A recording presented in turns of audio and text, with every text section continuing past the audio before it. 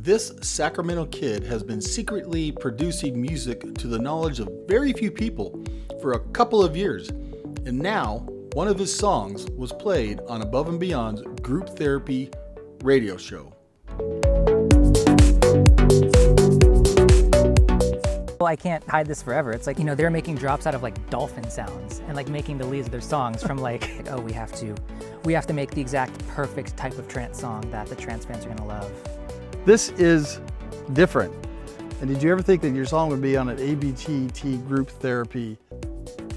In this video, we sit down at Rattlesnake Bar at beautiful Folsom Lake and tell the story. Let's go behind the decks. The beat. The grind.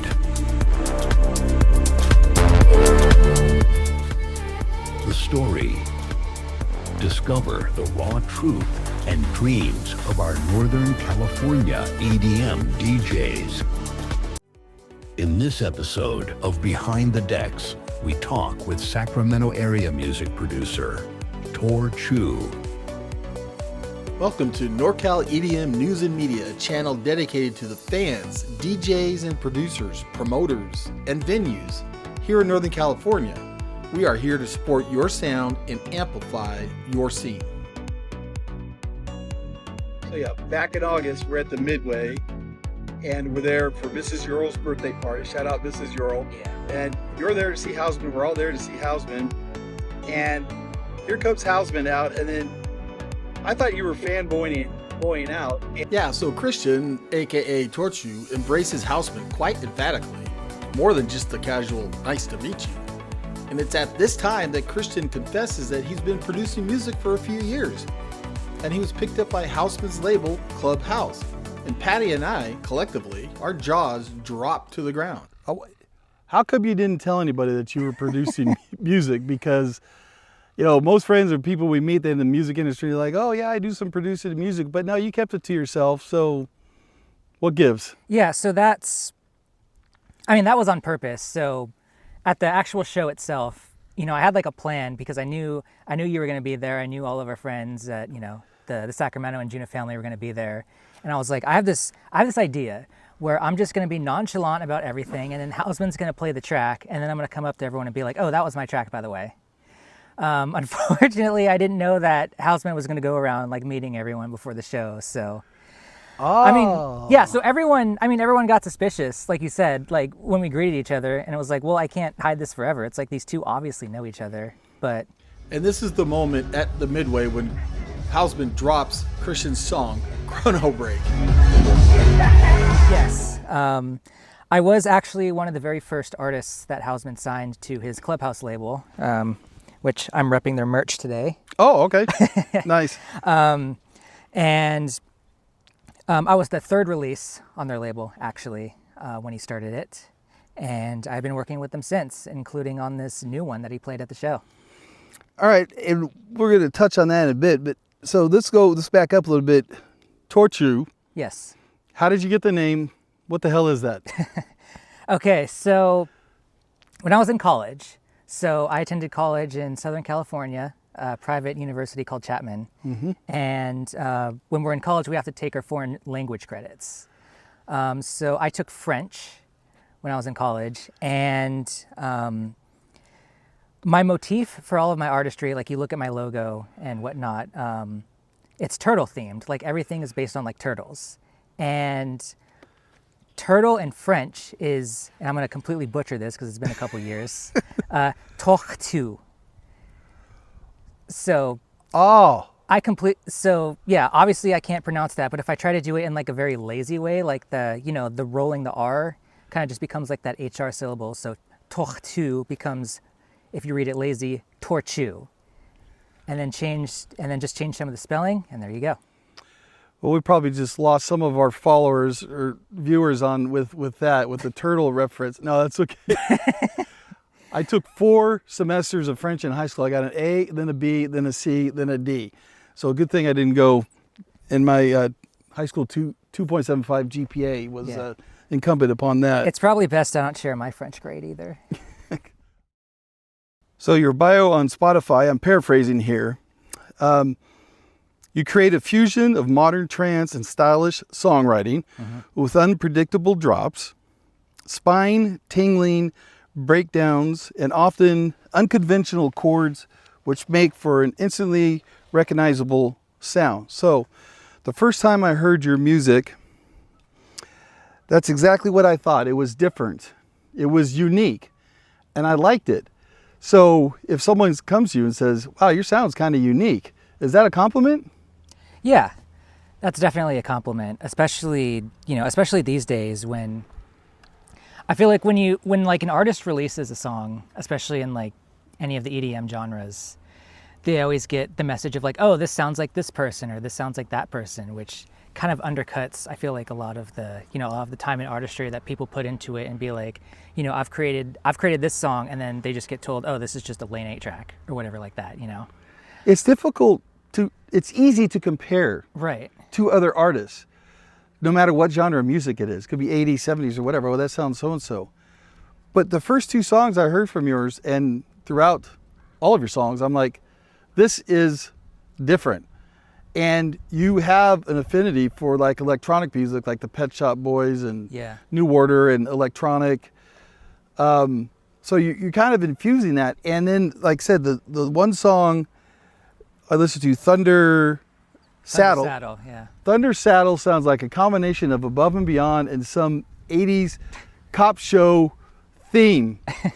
He's too young to understand that, but like Hill Street Blues. This song was totally cool, but you've got all of these mixed into your music. Yeah, so it's actually funny you bring up Thunder Saddle because, right, the name of the track, Thunder Saddle, is based off of a really popular ski trail out at Kirkwood Mountain Resort. So. And you're from Tahoe originally? Yes. Okay. So.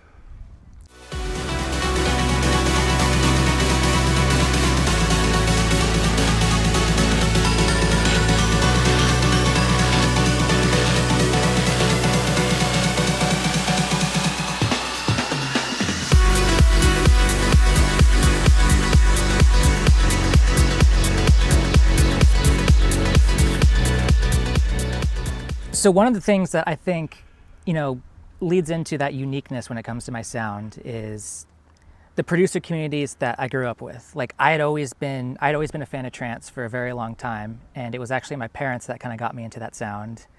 My first time hearing trance was actually when my mom was playing Above and Beyond. It was Trance Around the World was their show back then, but she was playing an episode of that in the car, and I was like, oh, what's this? But when I was starting to get into music in that scene, there wasn't, which shouldn't be much of a surprise, but there wasn't like a trance or even like a progressive house scene in Lake Tahoe, but everyone there was into the bass music scenes that were starting to get popular at the time. Okay, that's going to lead me into my next question. Okay. In your biography, you write, you learned the ropes by assisting friends during the SoundCloud trap era of EDM. Yes. That's what you were leading to, right? Yeah. So around, I want to say like 2015, 2016, it might have been a little bit earlier, there was a ton of new artists that were coming up in the trap genre that were using SoundCloud as their main platform to create music. And these were people that weren't part of the industry or anything. They were just, kids with access to a laptop and a copy of whatever software that they had, without any context of like all of the specific rules when it comes to building songs or like polishing them. And they were just doing whatever and just uploading it and getting tons of fans. And there was so much just creativity in that scene that came up out of it. And there's still so much of that aesthetic that you hear in music today.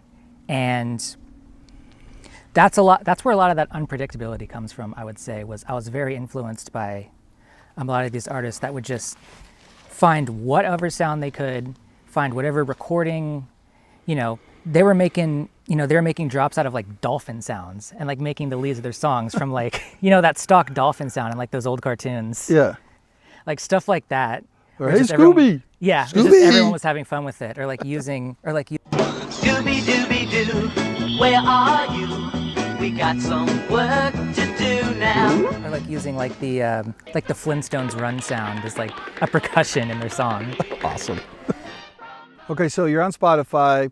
How does Hausman find you, and how does he reach out to you? How did that all develop?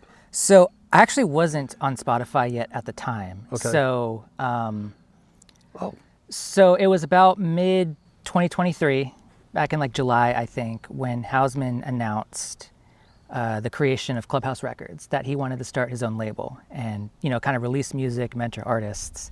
And one of my friends at the time, who I was helping out with their production, very talented artist affiliated with labels like Mad Decent. His name is Alien Boy, one of the best talents in Lake Tahoe. So shout out to Alien Boy. But he had constantly been trying to motivate me to send music. And, you know, his advice was like, here's an artist that you obviously like respect a ton and you've been following him for years. And if you're trying to get, you know, if you're trying to break into the industry at this time, you want to look for these new labels that come up and like send music to them. And he convinced me, he's like, if you were going to send music to anyone, this is the time to do it. And I was one of the first people that reached out to Hausman and sent him music. okay. And your friend up in Tahoe, what's his name again? Alien Boy. Alien Boy. He understood the music that you were playing and encouraged you, this is really good. Yeah. But Alien Boy is making his own music too. Yeah. Is it different than yours? I'm trying to understand all this. It's very different. It didn't Okay. used to be because, you know, back in like 2017, 2018, that was the same kind of stuff that I was making. You know, he was into, his big genre was, the genre is called jungle terror. And it's basically like, yeah, very loud, like noisy drops with synths that are based on like animal noises. And that's like the sound that guys like Weewick made popular.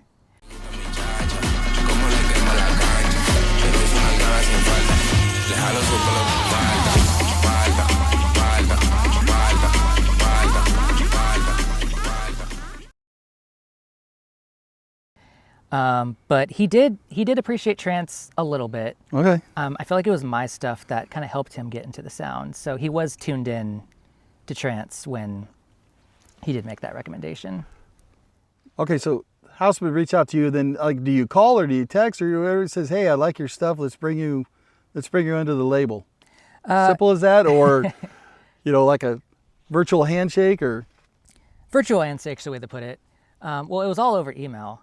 Like, Okay. you know, it's just funny with like all the different ways that we like communicate with each other now. It's like email has returned as like the best way to get a hold of someone, you know.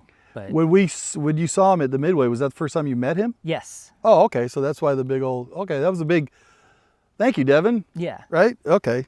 Now, Hausman recently was the guest mixer on Group Therapy, ABGT Group Therapy 645. Taking charge of the guest mix for the final 30 minutes of tonight's show is a Berklee Music School graduate and longtime favourite on the show, Devin Hausman, aka Hausman.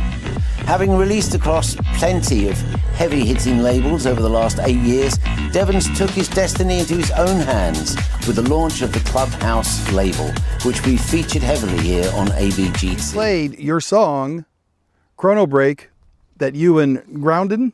Grondin. Yeah.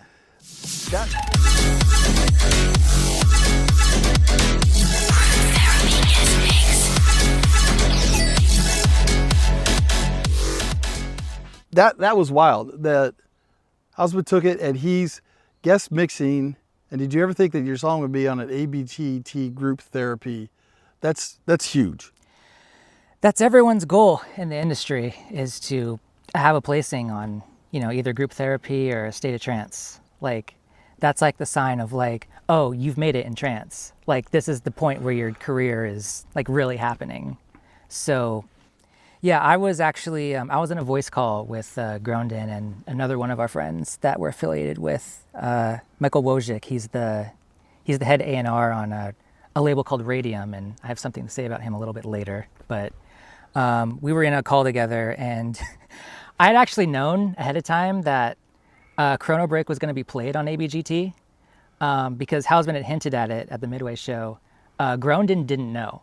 Okay. So so I was just like, hey, let's just get in the call together and just listen to the mix. I think it just might be fun. So I got to get Groundon's surprise reaction when that track showed up. And everyone in the chat just immediately lost their minds of like, wait, I'm hearing Tohrchu and Groundon on ABGT right now. It's like, is this like happening? And Groundon had no idea. Yeah. He was freaking out. Like both of our phones were just like blowing up completely. Oh, wow. What a moment. A shout out to Phonic Youth, Cheyenne and Jason, who was on ABTT, what was it, 646? Yeah. With their song Broken Mirror, a collab with Vintage and Morelli and Martin Graff, right? And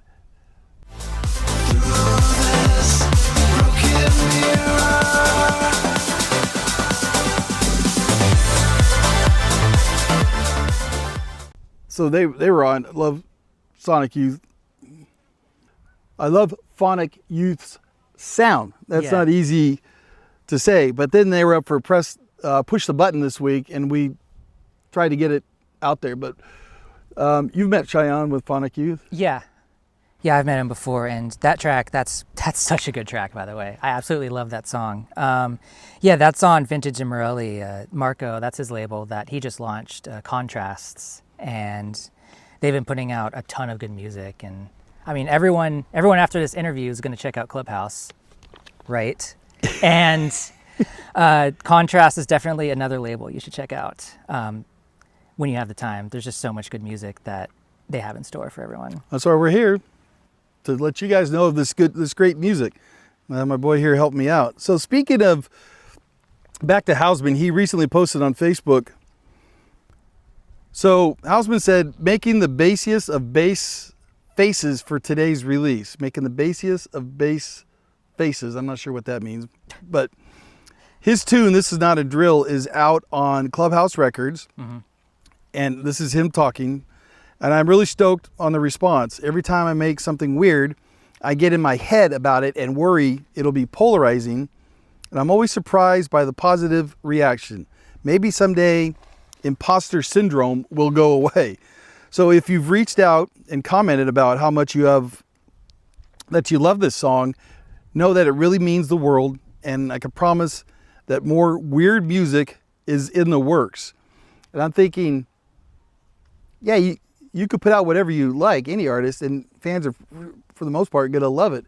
But weird, and that's why you picked up Christian, because your song's a little weird. So I didn't know if there's any relation in there. A good weird. Yeah, I think there's definitely, I wouldn't say that there's any like driving force behind it, but a lot of artists these days, just because of the way that music streaming services and music recommendation algorithms work, they feel like they have to make a very specific sound and like a very specific kind of song when they release music. And that's one of the points of a label like ClubHaus Records, is that it's a label that wants the most creative work from their artists, and something that really just like stands out, like a song that you're going to hear in some Spotify playlist, and there's going to be some aspect, some weird aspect, as he put it, that stands out, that makes people do a double take and, actually like, tune out from like zoning out to their study and focus Spotify playlists and be like, wait, what's this track? And to be able to have like those just unique things and catch people's attention. There's nothing stopping artists from doing that, but we do get in our heads sometimes where it's like, oh, we have to make the exact perfect type of trance song that the trance fans are going to love. And no, there's nothing stopping us for putting something a little wacky in our tracks every now and again. Very well said. All right. What's the future for Tohrchu, a la Christian? What's in the future plans? What do you got coming up? So by the time that this interview is out, there will be a back-to-back mix that I'm doing with Groundon that will be on ClubHaus Radio, where you'll get to be able to preview a lot of upcoming tracks of mine. Some of which I can't fully go into details about yet, but... Well, I just so happened to subscribe to ClubHaus Radio, and I'm listening now here on October 1st, enjoying the mix. Is a special back-to-back set from two of ClubHaus's brightest stars, Tohrchu and Groundon. With their distinct forward-thinking takes on progressive trance, their debut collaboration Chrono Break is a masterclass in creative production and technical prowess. We first heard it during my group therapy guest mix, and it finally sees a full release next Friday, October 10th. To celebrate, they teamed up for a back-to-back guest mix, and the result is something you won't want to miss. Please welcome your house guests, Tohrchu and Grounded. I do want to give a shout out to a Japanese bass label by the name of We Die Young. So this is a group that I also sent the track to back in, I want to say like January or February. And it was my first time, I mentioned growing up in Tahoe and kind of being a part of that like bass and like that trap scene. And it was my first time kind of returning to that sound on the project that originally wasn't supposed to be that way, but just ended up kind of leaning in that direction. And I decided to just make like the hardest, possible trance song I possibly could. And I was super stoked when they picked it up, and I couldn't believe it. I was actually on a work trip in Cincinnati. I was in the middle of a work meeting, and I just feel my phone buzz, and I saw the notification on my phone from the A&R on We Die Young, and I was like, okay guys, hold on, I have to take a bathroom break. I'll be right back. And I just like ran out of the meeting room, and I was like, holy, I'm on We Die Young now. Like,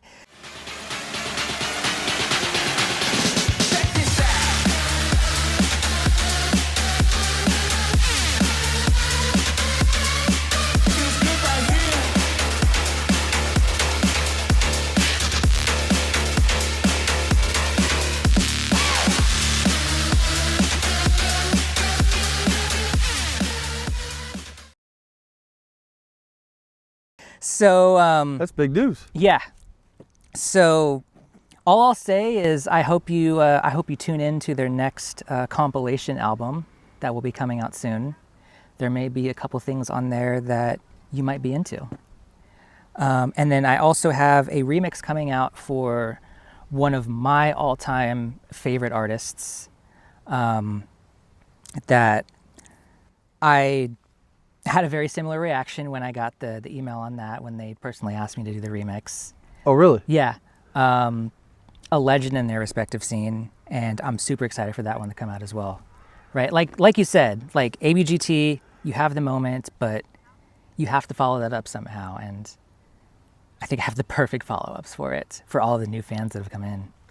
So we will get Christian's all his socials in the video down below and everything, so that you can follow him to keep up to date. Of course, he'll be keeping us up to date.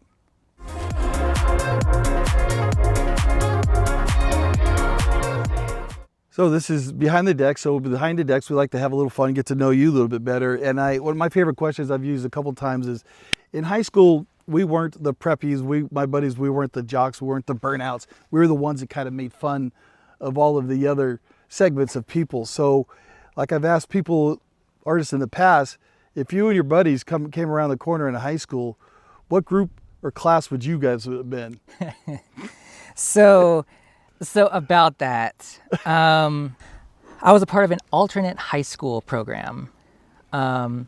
And that's not necessarily, so the thing on that is like everyone always labels that as like, oh, that's where all the bad kids go that like go into trouble or get like kicked out of high school. Yeah, you don't like strike me as being one who gets in trouble. Yeah, no, and that definitely wasn't the case for, the school that I went to, but. Okay. Was up in Tahoe? This was down in the Carson Valley, actually. Okay. And I definitely wasn't around any of like the preppy kids or anything, because there was just like no preppy kids at that school. I enjoyed my time at that school. I had some really fun friends, we'll say. It was a small school. Yeah. Okay. It was only like 80 to 90 people. Yeah. So we all kind of knew each other, got along. There wasn't too much drama.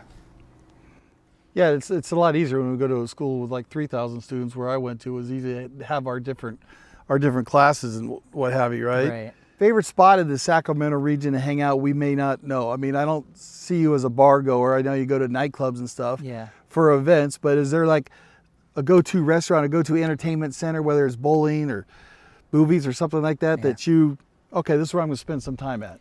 It is the barn. Like, it's just the barn in West Sac. Okay. I always love going there for anything. Like, I was super stoked when they started like holding concerts there, right? Shout out to Drake's at the Barn. Yeah, you and I both. We went to, we saw each other at Bird at the Barn. Yep. The show that had like Marsh and Latrell, Shingo Nakamura.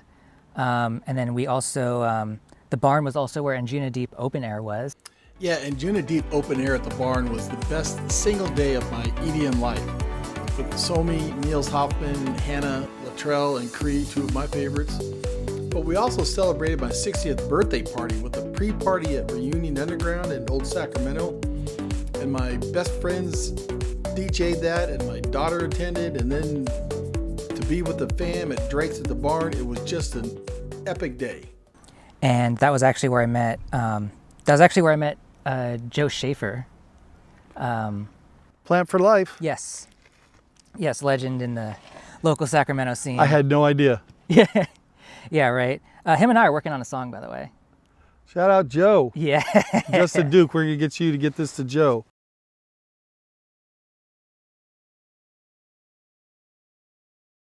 All right, we'll go ahead.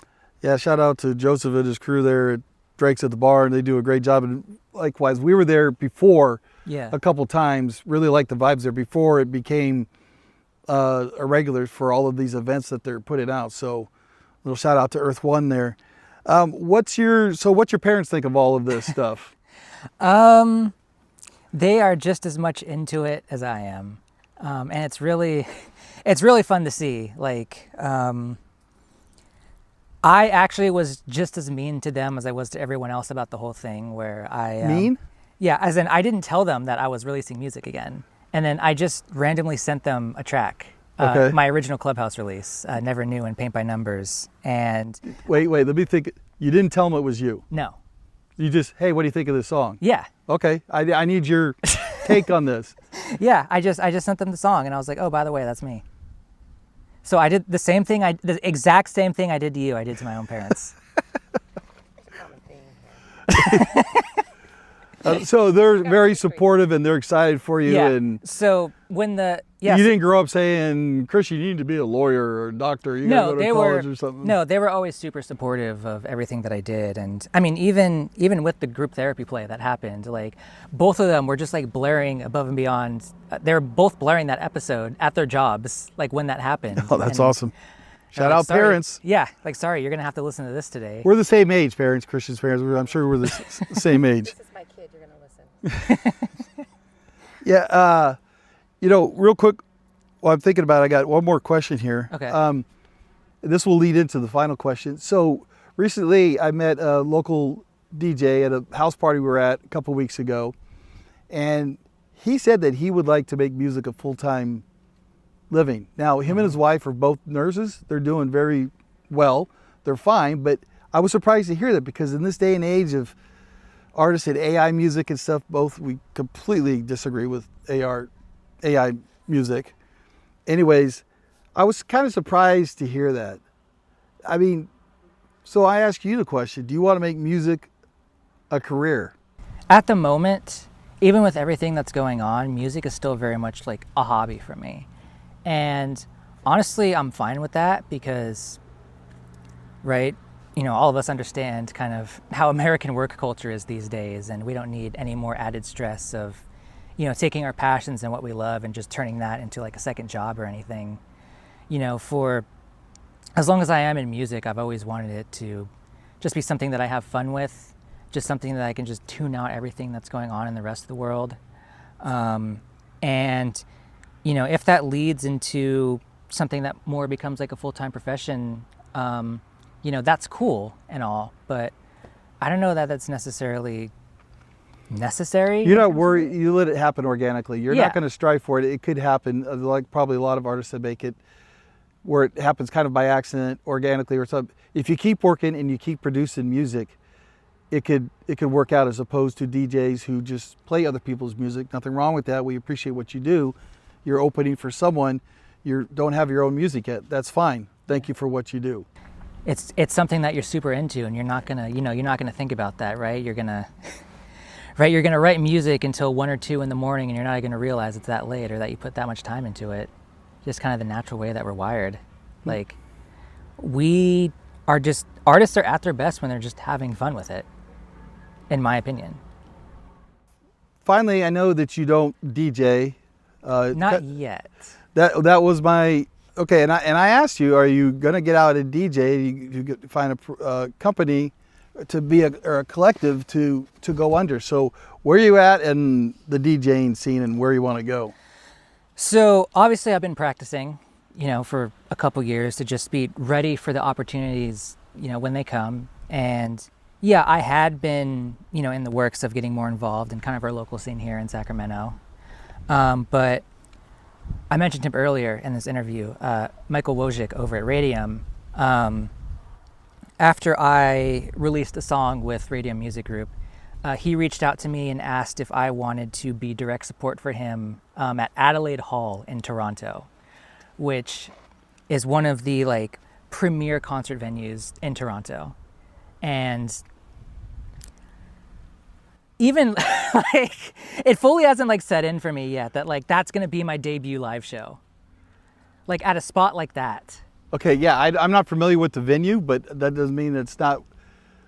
I mean, do you need some practice? When is it happening? I mean, so it's on. So the announcement will be out. It's going to be on November 23rd. So okay, so a week before American Thanksgiving. So we got to get you some gigs here locally. Yeah. All right. If you can find them, hit me up. We know a few people out there. Okay. Get Tohrchu to have a few gigs before his grand opening in November 23rd. So, Yeah. anyways. Super excited about it. Literally just got my notification about my passport being approved and sent back. Oh, so I'll be fun. getting that just in time.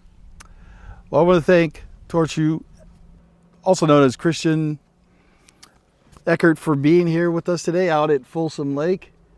Please subscribe and give us a like, and we'll see you next episode on Behind the Decks. Yeah, thanks for having me, and thanks for sticking out the heat with me.